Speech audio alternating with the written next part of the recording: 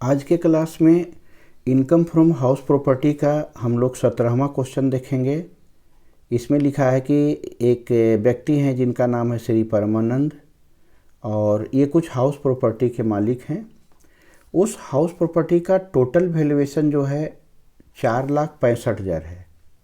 इसमें से एक ऐसा हाउस प्रॉपर्टी है जो इसका वैल्यू 78,000 है, वो सेल्फ रेजिडेंस के रूप में यूज़ कर रहे हैं। यानी कि टोटल 4,65,000 रुपये का जो टोटल हाउस प्रॉपर्टी इसमें है, इसमें एक हाउस प्रॉपर्टी जो 78,000 का, इसमें ये सेल्फ ऑक्युपाइड के रूप में रह रहे हैं।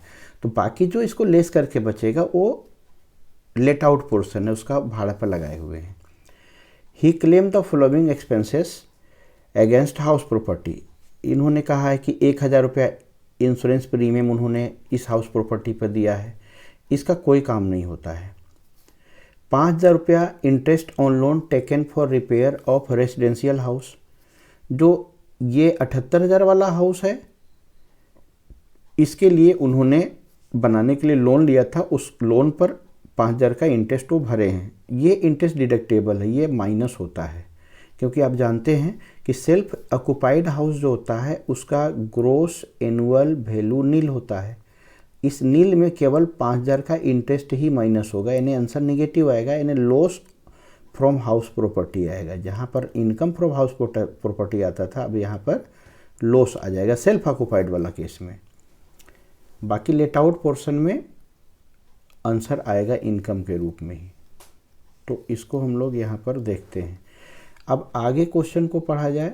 क्वेश्चन का आगे में यहाँ दिया हुआ है कि 3,000 रुपया loss due to vacancy, correct computation है।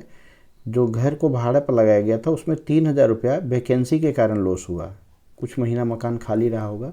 ग्राउंड रेंट 300 है, इसका कोई काम नहीं होगा। 20,000 रुपया रेंट कलेक्शन चार्ज है, इसका भी कोई काम नहीं होगा। During the previous year one tenant default in the payment of rent rupees 30,000 for 3 month. 3 महीना का भाड़ा वो नहीं दे पाया, ठीक है, डिफ़ॉल्ट कर गया। तो उसका तो हमको यहाँ पर वैकेंसी पीरियड का लॉस दे ही दिया, इसको हम लोग डायरेक्ट माइनस कर लेंगे।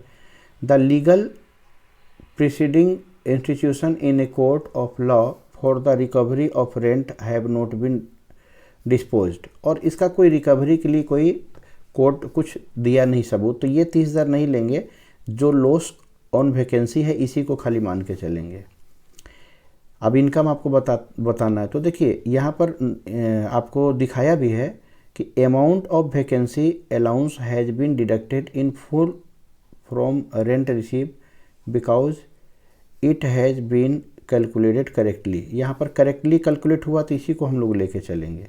No deduction on unrealise rent 30,000 of previous year will be allowed from the rent receive as legal proceeding is still in the court. अभी इसका जो केस है कोर्ट में ही है, अभी इसका सबूत नहीं मिल पाया, इसलिए इसका हम लोग अनरियलाइज रेंट को नहीं लेंगे।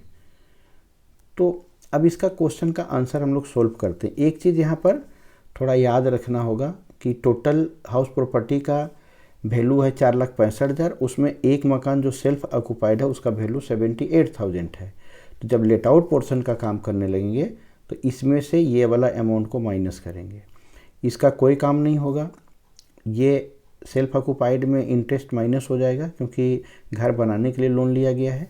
लेट आउट पोर्शन में जो ये किराया नहीं मिल पाया वैकेंसी पीरियड में, वो माइनस होगा। ये नहीं माइनस होगा अनरियलाइज रेंट, क्योंकि अभी ये मामला कोर्ट में है, ठीक है। बाकी हम लोग आगे देखते हैं, बनाते हैं। देखिए total value of house property हमारा 4,65,000 था, इसमें value of self occupied house मेरा 78,000 था। तो so value of let out portion जो है ये 4,65,000 में ये 78,000 रुपया यहाँ पर हम लोग माइनस कर देंगे, तो मेरा 3,87,000 हो गया। मतलब ये लेट आउट पोर्शन का वैल्यू, और यही हमारा ग्रोस एनुअल वैल्यू होगा लेट आउट पोर्शन का। अब ग्रोस एनुअल वैल्यू में लॉस ऑन वैकेंसी हम लोग माइनस करते हैं, तो मेरा यहाँ पर एनुअल वैल्यू आ गया, क्योंकि इसमें कोई म्युनिसिपल टैक्स तो दिया नहीं है। अब इसमें स्टैंडर्ड डिडक्शन हम लोग 30% लेस करते हैं तो 3,84,000 का 30% हम लोग यहाँ जब निकालेंगे ना तो 1,15,200 आएगा, और इसमें से जब हम इसको माइनस करेंगे तो हमारा ये आंसर आएगा। तो अभी हमारा ये लेट आउट पोर्शन का तो काम हो गया। अब सेल्फ ऑक्यूपाइड वाला में काम करना बाकी है। तो सेल्फ ऑक्यूपाइड पोर्शन का ग्रॉस एनुअल वैल्यू हम जानते हैं नील होता है। इसमें केवल घर बनाने के लिए जो लोन लिए हैं, लोन नहीं माइनस होता, उसका इंटरेस्ट माइनस होता जो कि 5,000 है। तो नील में 5,000 जब माइनस करेंगे तो मेरा लॉस आ जाएगा, हाउस प्रॉपर्टी पर लॉस आ जाएगा 5,000 का। अब देखिए यहाँ जो लेट आउट पोर्शन में मकान में इनकम आया था, ये इनकम आया था 2,68,800, और यहाँ सेल्फ ऑक्यूपाइड में लॉस आया है, तो इनकम में से लॉस को हम लोग डिडक्ट कर देते हैं, यानी नेट इनकम हमारा हाउस प्रॉपर्टी का 2,63,800 हुआ।